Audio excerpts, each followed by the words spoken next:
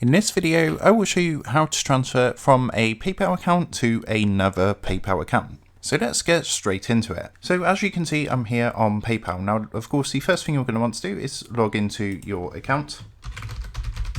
And once you're logged in, you'll be taken to your main dashboard, which is going to look like this. Now, you should have a quick link to actually send money. So if you look at the top where it says quick links up here, you can see there's an option to send money. Now, if you don't see this, then all you want to do is come to these options at the top and you want to click onto pay and get paid. It's going to bring up some further options, and underneath the one that says make payment, you'll see the option to send money. So what you want to do is click onto that. And what you're going to need at this point is the email address for the PayPal account that you want to send this to. So next, you're going to enter this into the box here. So where it says send money, you just want to put that into the box here. You can also use a mobile number or the name of the person, which is linked to that PayPal account.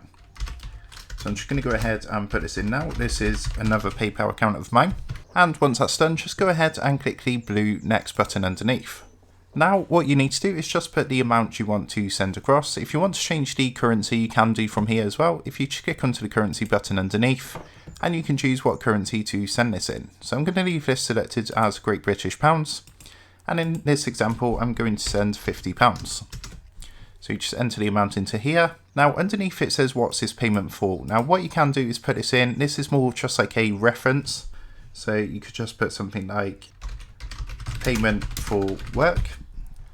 And when you send this payment through to another PayPal account, that person is going to see this reference so they know what the payment's for. This is optional, you don't have to do this. And once that's done, click the blue continue button underneath. So next you want to choose whether this is for goods and services or for friends and family. So if you select friends and family, you don't get something called buyer protection.